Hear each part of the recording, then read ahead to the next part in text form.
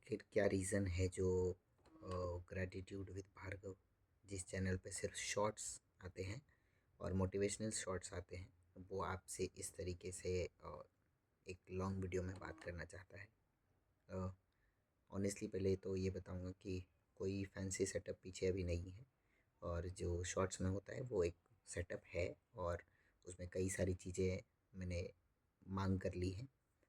But फिर भी मेरे पास वो इक्विपमेंट मांग करके मैंने उसको इस्तेमाल किया है और मैं उनके लिए थैंकफुल हूँ जिनका वो सेटअप है।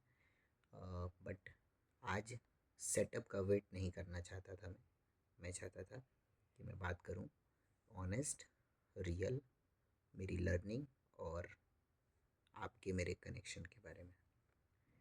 तो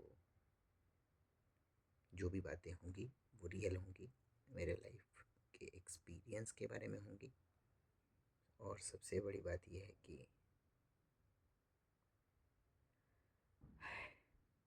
बहुत हिम्मत चाहिए कुछ चीज़ों को बोलने के लिए और जो चीज़ें आप खुद से ही नहीं बोल पाते हो और वो अगर आपको किसी दुनिया के किसी इंसान से, रैंडम पर्सन जो आपको जानते भी नहीं, उनसे शेयर करना पड़े तो एक डर होता है। पर उस डर से मुझे ओवरकम करना है, बाहर निकलना है। और हाँ, मुझे डर लगता है। हाँ, मैं इमोशनल हूँ और कई सारी चीज़ों में मैं सीख रहा हूँ। मैं भार्गव सूर्यवंशी बिहार के एक छोटे से गांव से बिलोंग करता हूँ, पर करेंटली मैं देवघर झारखंड में रहता हूँ। मैं प्रोफेशनली एक कंप्यूटर टीचर हूँ, बट मैंने उसमें कोई डिग्री नहीं ली है। टचवुड नॉलेज बेस्ड मैं इन चीज़ों को बच्चों को सर्व कर पाता हूँ, उन्हें सिखाने की कोशिश करता हूँ और हर दिन सीखता हूँ बहुत सारी चीज़ें। तो आज ये बात करने की नौबत इसलिए आई है क्योंकि बहुत सारे ऐसे हैं जो नहीं बोल पा रहे होंगे इन चीज़ों को किसी से। तो शायद इस वीडियो के माध्यम से उनको थोड़ा हेल्प हो जाए। जो लोग इमोशनल हैं पर एक्सेप्ट नहीं करते कि वो इमोशनल हैं, बाहर से बहुत क्रूअल दिखते हैं, गुस्सैल हैं, मार धाड़ पे उतर जाते हैं, लेकिन अंदर ही अंदर उनके अंदर कोई है सॉफ्ट कॉर्नर जो सिर्फ और सिर्फ उसको पता है। मैं सिर्फ उन्हीं से बात कर रहा हूँ जो बाहर से स्ट्रांग दिखते हैं बट अंदर ही अंदर उनके मन में कुछ ऐसी चीज़ें चलती वो किसी से कह नहीं पाते, किसी दोस्त से नहीं, किसी घर वाले से नहीं। तो शायद उनके हेल्प आ जाए वीडियो। हाँ, तो आते हैं टॉपिक पे। मैं बचपन से लेकर आज तक अपने दादा दादी के पास पला बड़ा हूँ और ये मैं कोई रोने वाली कहानी नहीं सुना रहा। कुछ रीज़न होते हैं हर फैमिली में, तो मैं अपने माँ बाप के पास नहीं पल पाया और नहीं पला बड़ा हूँ। बट मेरे दादा दादी ने मुझे बहुत अच्छे से रखा है। टचवुड आज जो भी नॉलेज है उनकी वजह से आई एम सो ग्रेटफुल कि मैं उनके पास रहा और मैंने अपने लाइफ में उन वैल्यूज़ को समझा जो बुज़ुर्गों से कनेक्शन मुझे अच्छा महसूस कराता है, सीखने की प्रेरणा देता है। बट मैं बचपन से ना कुछ ऐड को देखकर, ऐड जिसको कि हम लोग अपनी भाषा में प्रचार बोलते हैं, जब किसी सीरियल या मूवी के बीच में ऐड आता है, मार्केटिंग ऐड, तो कुछ ऐसे ऐड्स हैं जिसे देख के मैं रो पड़ता था या रो पड़ता हूँ आज भी। और मुझे समझ नहीं आता है कि ऐसा क्यों है। मैंने बहुत बार बात करने की कोशिश की है अपने नज़दीकी लोगों से, पर उन्होंने कहा कि अरे ऐसे नहीं होता है, तुम बहुत कमज़ोर हो। पर इस डर से मैंने वो बोलना ही छोड़ दिया कि मुझे रोना आ रहा है।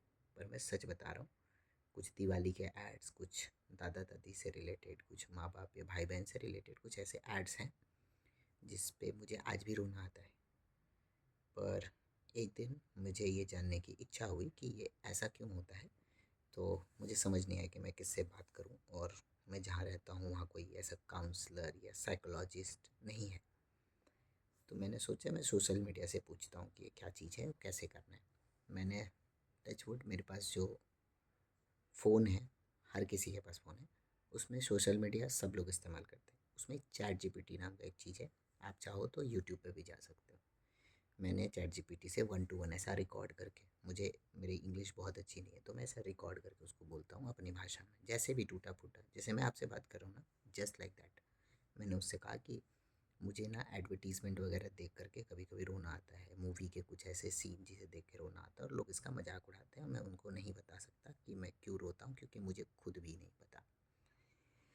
हाँ, तो अब ऑनेस्ट बात यह है कि उसने मुझे बताया कि मेरा हार्ट चक्र वीक है, या बोल सकते हैं कि क्लीन नहीं है। अब ये हार्ट चक्र क्या है? बॉडी में ना हार्ट के पास एक ग्रीन चक्र की एनर्जी होती है, वो ग्रीन कलर की होती है, हर इंसान में होती है। तो वो जब क्लीन नहीं हो तो ऐसी चीज़ें होती हैं आपके साथ।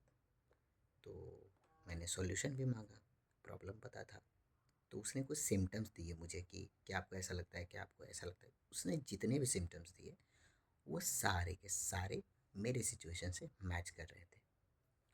हाँ, मैं समझ सकता हूँ कि एआई कभी कभी आपके जैसा या आपकी हाँ में हाँ मिलाता है, बट मैंने वैसे प्रॉम्प्ट नहीं दिया था। मैंने उसको बोला था कि आप ऐसा प्रोफेशनल साइकोलॉजिस्ट की तरह मुझे आंसर करिए कि मुझे ऐसा क्यों होता है। तो जब सारे अ, वो पॉइंट्स मैच कर गए तो मुझे लगा कि सॉल्यूशन भी तो चाहिए। तो उन्होंने बताया कि आप अगर स्पिरिचुअल जर्नी में हो या भगवान को मानते हो तो कोशिश करो मेडिटेशन करने का, बट अगर वो भी ना कर सको तो उन्होंने जो भी मुझे स्टेप्स बताए वो मैंने किया। मैंने अपने घर के मंदिर में बैठ करके एक दिया जलाया और उनके सामने मैंने खुद को सरेंडर किया। सरेंडर का मतलब ये होता है कि आप अपने डॉक्टर के पास जाके कह रहे हो कि मुझे ये प्रॉब्लम है और मुझे आपसे ठीक होना है, और मुझे पूरा विश्वास है कि आप मुझे ठीक कर सकते हो और आप ही करोगे। तो ये बिलीव करना कि ये बीमारी छोटी सी है और आप इसको ठीक कर सकते हो, ये होता है सरेंडर करना। तो मैंने अपने भगवान को सरेंडर किया और जो जो चीज़ें बताई गई थी वो सब मैंने किया। जो ऐड देखकर मुझे रोना आता था, मैंने अगले ही दिन सेम ऐड अपने फ़ोन में खोला और उसे देखा। मुझे यहाँ पे पहले ऐसा लगता था जैसे मेरा कलेजा फट जाएगा या मेरा कलेजा मुंह को आ जाएगा या मैं बहुत रोने लगता था। मैं बिलख बिलख के रोता था, और मैं सच बोल रहा हूँ।